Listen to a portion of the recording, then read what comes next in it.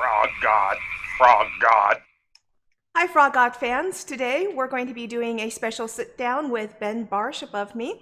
I'm Alice Pang, and below is Brandon Powers. Hi, Howdy, everyone. howdy, everybody. Thanks for having me on, guys. This is great. Well, we've been kind of working together for a little bit, but we've never actually gotten to really sit down and talk. And I understand that there are a few things we should definitely plug and talk about today. So, yeah. Why don't you start it off for everyone, Ben? Well, I feel like right now, spoiler warning for like people who haven't seen the end of the Marvel Cinematic Universe, like in Endgame when everyone's coming out of the portals and everyone's like coming together in Infinity War and Endgame. That's how I feel like right now. Like all the forces of Frog God video making are like joining right now. So it feels good. This is gonna be really fun.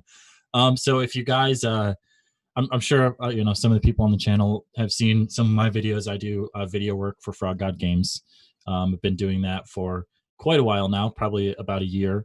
And I'm very honored to have this and to now be sharing it with Alice and Brandon. It's awesome to have the team growing in a very positive way. So shout out to you guys. You guys have been doing some great work. I've gotten a lot of comments in my videos about how people love you guys' stuff. So aside from that, I just work in the tabletop RPG industry with Frog God Games, do project managing, my own company, Pacesetter Games. And then I'm also a Disney character performer as well. So, and college student. I always forget the college thing. That's that should be more so in the forefront, but you know what? We'll put it last on the list for now. What are you going to college for?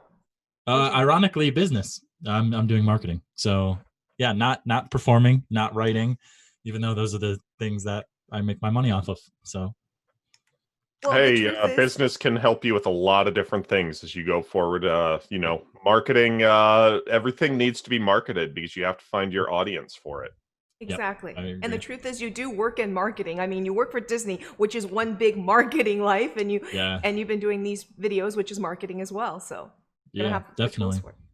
Yeah, so, it's exciting.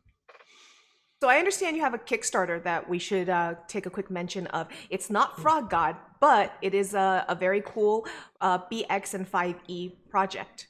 Mm-hmm. Yeah, so it's called Path of the Vanished. It is a full campaign for levels 3 to 10 for 5e, and then for BX, or a lot of old school systems can be kind of interchanged pretty easily. It goes from about levels 3 to 7, 3 to 8. We are already over 200% funded. Half of the stretch goals are pretty much put down, which pretty much just give more work to artists so the books look more beautiful. And we're super close to having the prequel module unlocked for it. That is another like $600, so not very many backers. So it's been going well. I mean, doing these Kickstarters is so exciting, and it's such a blessing to be able to put out RPG content and people to be receptive of it. This is going to be our 6th completed project that we've done in the last 2 years. On top of that, I've done plenty of work with Frog God. So, this isn't, of course, with Kickstarter, there's always question marks. Like, I know COVID-19 kind of slowed down processes for a lot of people, but for the most part, we're pretty solid over here. So yeah, I'm excited for it. It's a full color hardcover book, 120 pages, which is the first for Pacesetter. So it's been a long time getting to here. We did a lot of black and white in the past. 2 years ago, actually, at this time, I put out my first hardcover 5e book that was about the same amount of pages, but it was full black and white. So it's kind of fun that like 2 years later it's coming like full circle, and we have the new project, which is going to be how we're doing it from now on. So that's really awesome. And I'm looking at the Kickstarter page here at you've got like 2 pieces of art and 1 map that's up. The art's great on the cover, but I really do like this one that's in the tavern. That you've got up there by Raven Metcalf, and the map for the Wilderness Lodge. It looks awesome, and that I'm certain there's lots of fun. Are you the only writer that's on this? So actually, I'm the producer and Kickstarter runner. My dad actually fully wrote this. So for the old school people, if a lot of people have played the Slaver series back in the day, you can kind of see this as like a return to the Slaver series without being official. With Wizards of the Coast is great. We work with them, or they've been really nice to us. So this isn't official or anything like that, but it kind of revisits that series a little bit. So my dad fully wrote this. It was in a module format long time ago, I think 9 years ago now. So now we're expanding it vastly, another 100 pages of content pretty much, making an actual campaign. And yeah, the thing about the art is this is where I am so damn proud of like the Pacesetter team. We've come a really far way. We've come a long way. The art itself, the interior art, like you said, Raven Metcalf, she's my age, and then our cartographer is a year older than us. So the aggregate age of the art team is like 23. So it's a super young team. If you're looking for the future of RPGs, I think they're it. They really are killer. So yeah, my dad fully wrote this. I'm doing all the 5e conversions and stuff, so still working heavily in the manuscript, but mainly the producer and project manager. Can you tell us a little bit about the general idea of the story? So yeah, in the original Slaver series, you battle against the slavers to basically destroy them as good adventurers do. And now it's some time has passed, and the raiders, as we're calling them, are coming to return. So you basically start off the adventure in a giant sunken city. There's a bunch of creepy monsters hanging out down there that use it as their base of operations. And then as you explore through there, you learn more about the raiders actually coming to return. And then it's basically island expeditions, island adventures. As you see in the map, there's it's called the Wilderness Lodge. It's kind of like the base of operations for the raiders nowadays. So you basically have to sneak around these islands, or go in with full force if you're feeling strong enough, and take out the raiders that way. Very cool. Yeah, the art is beautiful, and I'm very interested in seeing more about it. That's really awesome. I'm really glad that you guys are doing so well. So, and I understand at this point that we have some other projects that you are working on, and yeah, is there anything that you want to know about from us? Specifically about the channel or everything? Yeah, sure, yeah.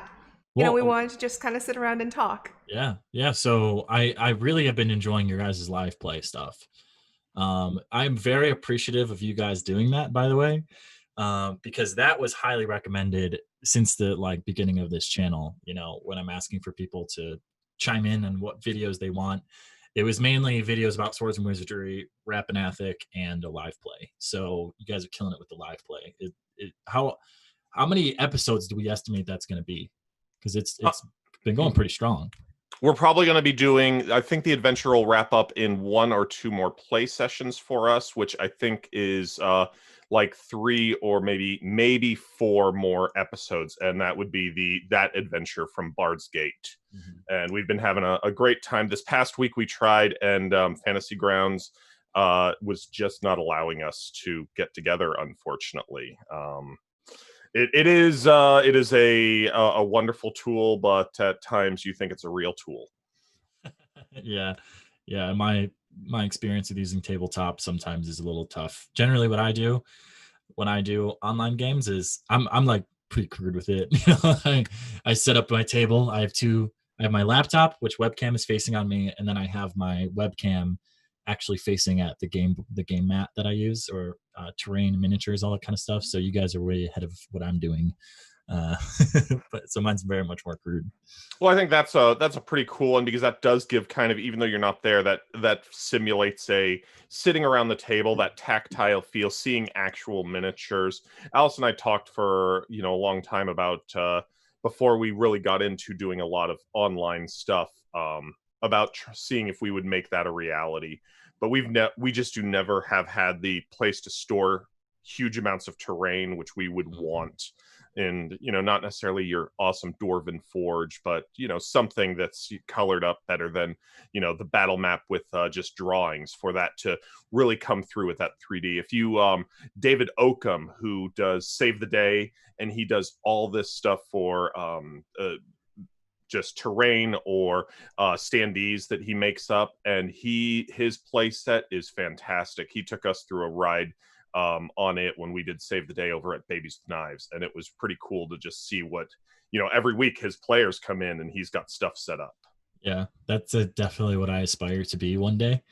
And Stefan Porcorny, who's the at Created Dwarven Forge, every time I go to a convention, I'm like, hey dude, I got a pretty big TikTok channel. You should sponsor it now. I'm just bugging him, and he's like, yeah, okay. I'm just messing with him on that. We have some that my dad bought, but I bring it out for like big sessions, or like climactic parts of the campaign. Generally, everything else we kind of mainly do like theater of the mind or on a battle map. Because like you said, there's just like, I don't know, I wouldn't even know where to put it. I already feel bad enough for I basically, like, when I live at home and I'm not in Florida, when I'm in Michigan, I like take over my mom's basement. I'm like the definition of mom's basement. Like, want to make a podcast called Mom's Basement about like gaming, because that's literally the life I live. And See, it's we just have, like everything is covered in gaming. I feel so bad for her. We have a friend who it's kind of the opposite, where he has a house. We're friends with the father and the son. We met them both at the same time. And when the son went to college, the dad's gaming stuff took over the son's room. And so he came home and was literally needing to share the bed with boxes of his dad's that were stacked up to the ceiling, basically. That's legit. There's a room that it's like a huge storage room right here. It's literally all board games. It's pay setter inventory. It's like that's our warehouse right there. It looks like right behind you, like that's what it looks like in there. Yeah. Yeah, and that's kind of one of the reasons that we don't have room for terrain, is that, we go for that instead. Is everybody figures out where their ideal point of enjoyment is. And well, yeah, that same friend that Brandon's talking about, in his house, his wife tolerates gaming better than most non-gamer wives. But we would go over to his house, and once upon a time he owned a game store. And you go into his living room, and literally there is just this path walking around, and next to you on the floor is just this maze made up of tall stacks of books and board games and miniature cases. Jeez, that like when we take everything out of the storage rooms, that's what it looks like down here. And ironically, we had like a ton of website orders, so I pulled everything out, like I spaced it all out and got through it that way because it's easier for me. We also have like a pool outside where we always have like family and friends over. So people are in and out of our basement all the time. And my mom came downstairs like an hour before everyone was supposed to come over. I had no idea anyone was coming over. And it's just stacked of box sets, miniatures, books, everything we sell. And she's like, "What are you doing?" And I'm like, "I'm working." It was like Sunday at 3 p.m. I'm like, "I'm working. Gosh." So then I had to scramble, and it's a mad dance down here, but I enjoy it a lot. And once I'm back to Disney in about a month, I'll be in the intern housing again, but after that I'll have my own either house or apartment, and I'm like gonna make the pace setter warehouse down there, so I'm excited. So cool. We should get your autographs now before you totally get huge. Is that what I'm hearing? Yeah, maybe not. I'm just a character performer. I'm not Disney Channel or anything like that. You never know what's going to happen. I mean, like you said, as you start getting busy and start doing more stuff ends up falling on your lap. So you never know what's going to happen. Yeah, definitely. That was something I didn't even fully intend for either. That just kind of happened. That's always how it happens, though. Like when I started this channel, like Zach, I was at a convention. I can't even remember. I think I was at North Texas RPG Con or Gary Con, and Zach Glazer's like, "You want to do some videos for us?" And I was like, "That would be fun, sure." And that was literally it, like that. And I think it was because like growing, I kind of grew up through high school. When I was in high school, I started going to conventions with my dad. And after like a year or two, I was like, "Oh my God, I want to make my own YouTube channel. I'm going to vlog this. I'm going to be a cool convention vlogger." So I bought this old crappy camera. It was probably like $50 at Target, like not even that, like birthday money camera. And I remember carrying it around North Texas, like vlogging, but I was so insecure that I didn't really like vlog around other people. So there was like no point for me to vlog. I was in like a hallway, and I always did it in the elevator when I was going to something. And then I would like record a little piece of the game we played. And then I like to think that Frog Gods saw that. We're like, "Wow, that kid's got potential." But I probably not. If you watch those videos, they're not good. Well, I mean, that we play a lot of systems, but what systems do you play? I've never really found out other than BX and 5e. So I grew up playing first edition mainly. I got into D&D from my dad. My dad's main edition is first and BX. But I grew up playing like the Dungeon, the board game, Fantasy Forest, all those like old TSR board games, and then transitioned into D&D. But the ironic part is I didn't have a group to play with for D&D beginning. So basically, Pacesetter in our early days, we had solo modules. and the old TSR solo modules that you can do for first edition. So I played solo modules for like a year before I even played with another group. So I was playing D&D by myself for a year. And then I went to conventions, played there. And then like right when I got home from my first convention, it was like my first time really playing with people other than myself or my dad and my sister. And I'm just like, I go to my friends and I'm like, we need to play D&D. We're playing D&D tomorrow. Come over. And they're like, what's that? And I'm like, you'll see. And we played for, I think, like 2 days straight. Like everyone slept over. We had so much fun. Like their parents didn't hear from them for like 72 hours kind of thing. So we played first edition for a good like year and a half. We did a whole first edition campaign. And then I got my friend from high school into it as well. But the thing is he played 5e with a couple of his friends, and he watched Critical Role a lot. So we were like, yeah, let's give 5e a try. So then we started playing 5e. So now we kind of do like, we'll do like a 5e campaign, and then we'll do an old school campaign, and then we'll kind of like mix and match. But mainly I'm playing D&D. We mix in other game systems. Like we tried Call of Cthulhu, and it was super fun. But for the most part, we're kind of vanilla. Like we play 5e or 1e or BX, and that pretty much where we live. So it is always amazing and entertaining to me because, like, talking to you, I know that there's this big age difference, but then hearing what was going on as you were starting and such, and then you're like, wait, what do you mean 5e? What do you mean Critical Role? Versus for me growing up back in the 80s, and game stores weren't really there. It was at bookstores and hobby stores that you'd find your stuff. Yep. And but I had a similar experience of just kind of playing with myself a lot of times. I had a friend who, he's the one that got me into it. We're still friends to this day. He's sadly in LA and has kids, so he has almost no time to play. But he got me into it. But I lived at the top of the mountain, and he lived down the back side of the mountain. So we went to the same school where he'd come up the mountain, and then we'd ride the bus down. We'd role play on the bus. But then once that was, done, summertime or whatever, we're both at our own houses. And so we would sometimes do phone games. But more often when I got into other systems like Hero System, I was just sitting outside with my book, making up characters, and then, do adventures with them where it was like, save the bank from the bank robbers type stuff. Yeah. And, you have a great time with it. And then when you get people, you're like, this is so much better. So you're telling me you lived the D&D. You lived on a mountain. I mean, geez, like you lived the game. That's right. It was about 25 minutes just to get down the mountain. And then from there, you had to go somewhere past that. Yeah, but geez. at that point, you're, right in the middle of the peninsula of the Bay Area. So once you get down the mountain, you had most everything within about 20 minutes that you could want. Yeah, that's really cool. Holy crap. I actually do enjoy sort of like, I don't know how to word it, but like D&D sessions that aren't specifically at the table. I don't know if that makes sense, but I'll explain.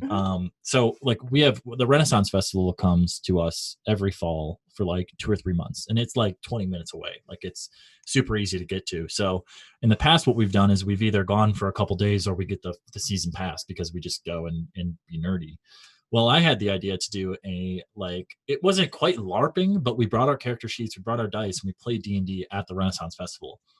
And the coolest part about it is a couple hours before I had gone and I talked to some of the shopkeepers and the vendors, and I was like, do you guys want to be a part of this live D&D game? And everyone had a resounding yes. So we had like 5 vendors who were in on it. So we'd be playing D&D at the Renaissance Festival, and I'd tell my party like, hey, you guys have to go to the blacksmith to find this. So they would physically walk over to the blacksmith, role play with the vendor, the exhibitor, and I would just be like monitoring it. It was the coolest thing ever. So yeah, playing D&D outside the table is pretty cool. Like we had locations to play when you need to play. Our game that I run a Monday morning Pathfinder game, and yesterday the software still wouldn't work. That one we don't record, so we could still go on. So I was in Fantasy Grounds. No one else can connect. Some of them didn't even have their character sheets. It was all in the software. So I'm like taking screenshots and sending it to the players so that they have some clue. And I'm like, this is like a car game where, nobody's got a place to roll dice. One person's just kind of spitballing ideas off the top of their head. And you pass dice to the driver that, you think they're supposed to roll, and, they're just kind of tossing them wherever they might land. Yep. Well, For me, I was lucky that when I first started playing, I immediately had a group. So that's a bit of a difference. But I didn't even learn about D&D until I was in, late high school. And the people that were teaching me about it actually were going to teach me GURPS and riffs first. And then I learned, and then I got my hands on demi-human deities and, Fates and Pantheons. There we go. Fates and Pantheons and Demi-Human Deities. I read both those books cover to cover twice, and I said, whatever this game is, I've got to play. And luckily, Brandon was there to show me what D&D was rather than riffs and GURPS. So I've been playing for 20 years, but I've always had a gaming group. Before that, I was playing Muds and Mushes because I didn't know about D&D. The only exposure I had at one point was seeing the D&D books at choir practice where someone I knew was prepping to GM, and they didn't tell me anything about it, didn't explain anything. Although I wish they did, because I'm pretty sure back then I would have jumped in right then and there in middle school instead. So that's too bad, but it's literally like a secret handshake too. Like you find it in the most weird places. Like somehow D&D will come up in a conversation and someone will be like, "You play D&D?" And then I'm like, "Yeah, I play D&D. Do you play D&D?" We're like, "Don't let the outsiders hear us. Let's go nerd out over there now." Well, like I had that experience just recently when right before Matt came and ran a game for us. I was at work and it was a little slow, and so I'm pulled out my iPad and I was going to look through Swords and Wizardry to read the book a little bit, and so I just opened it up and it's that Swords and Wizardry complete with that fantastic cover art. And the break nurse, who he had come over from the ED, we were in a boarding area that they don't use all the time, so it's just 2 nurses and me. But so a break nurse was letting them off, and so he looks over as I open that up, and he's like, "Oh man, is that D&D?" And so he starts talking about his experiences and how his friends try and get together once a month and goof off with it. And you have those kind of connections where you never expect them. Yeah. Oh yeah. And it's the best too, because I quickly fell into the favorites list of my the leaders at Disney who I was working under for a bit, because one day he's like my one of my leaders comes up to me and he's like, "So what do you like to do? What do you do?" And I'm like, "Well, this is like I was actually writing my first campaign book. I'm like, oh, I write D&D books and I really have fun with it." Like the nerdy 19-year-old Ben. And he's like, "You play D&D?" And I'm like, "Yeah." So we talked about it for I think 2 hours when I should have been working. And then from there, I was like the favorite of the location for like the next 6 months. It was great, all because of this nerdy game that I played growing up. It's weird. It just comes and hits at the craziest times. Absolutely. And speaking of which, we should definitely come and grab you for some other game systems, since it sounds like you're willing to try other systems, and we have shelves and shelves and shelves of stuff that still need to be tried. So you should come join us. Absolutely. I always like get new game systems are my favorite. I generally pick them up at conventions and I read them while I'm at the conventions. And it's just like, it's the kind of thing where the reason I mainly play so much like 5e and BX right now is because even my home game sometimes turns into one big play test. Like I'll have an idea for a module or I have an idea for, a campaign or whatever. And then I'll like slowly work it into the game. And like I'll give it as an option for my players to go do, and they're like, "Yeah, we'll go there." And I'm like, "Yes, I get a play test." So I end up like double dipping a little bit. So that's the main reason I play D&D. Like I totally like playing other games as well. Well, you can get a lot of inspiration from other game systems also. So you never know. Absolutely. Well, we should be wrapping this up at this point.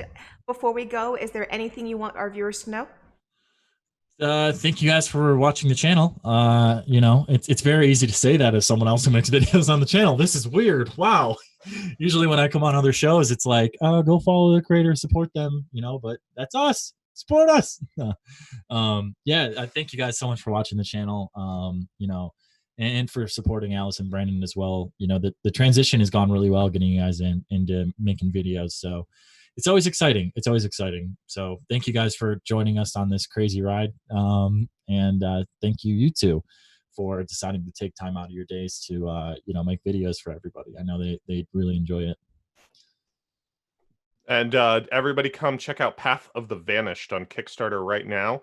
They are double funded and a little bit, 23 days to go. So yeah, it's going well. And I'll sneak this in at the very end. I avoided saying this. I never thought I would be doing podcasts. I resisted it for many years when people were like, you guys should like record your games. You guys should do a podcast of games because you guys know a lot of games. And I was like, no. I'm not photogenic. I can't put words together. I don't have charisma. Please don't make me. Please don't make me. And I started doing podcasts with Banff, Mike Lafferty and Walt Robillard, and the two of them were very encouraging. And at times they would be like, Alice, you do the intro. I'm like, no. And first, I would say dozen times that they made me start the intro, I would stammer and just be like suddenly stutter and stammer, and I couldn't remember my own name or anybody's name. I was just like, I've been gaming with you and know you for months and months, but I suddenly don't remember your name. Then again, I've known myself my whole life and don't know my name. So it's been an interesting journey because I have to grow into my confidence, like you were talking about, that you were vlogging with no confidence. For me, it took me a lot of work to get to this point, and I'm still got work to do. I definitely still have work to do. Yeah. Well, the thing about that is I found out, I'll quickly say this, then we'll wrap up. But, you know, there's a good crew here. You know, it's very nice to have Brandon and have someone to bounce off of because, like I said, like I vlogged alone for the beginning bit. And then when I moved to Disney for the first time, I had like 5 friends with me who were just as stupid as I was and wanted to do crazy, dumb things. And I was like, this is great. Like I have someone to bounce off of. So it's nice having, you know, people to bounce off of. The more you do it, obviously, the more you get into it. And just like from rewatching my own stuff, I enjoy the videos where I didn't care. You know, I can tell when I'm like, you know, my shoulders are hunching or, you know, I'm not talking with confidence. And now like when I'm in the Disney parks, I'm like holding the camera up and then there's like these little 8-year-olds who are coming up to me who are like, are you a YouTuber? And I'm like, kind of.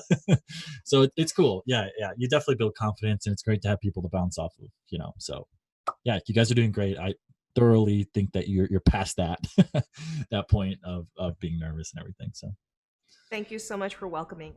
And yeah, thank you all for watching, guys. Bye. Bye. Thank you. Hey Frog God fans, thank you so much for watching us today. Do you want to see more content? Make sure you subscribe and click that little bell button to be notified. Don't forget to leave a comment about the content that you want to see on the channel. And if you want to keep up with Frog God Game releases, check out the links in the description below for Facebook, Twitter, and Discord. And if you want to see more content from Brandon and myself, check us out on Babies with Knives podcast, where we focus on character creation, crash courses, and actual plays for a wide variety of tabletop role-playing games. And everybody, remember, have fun in the pond.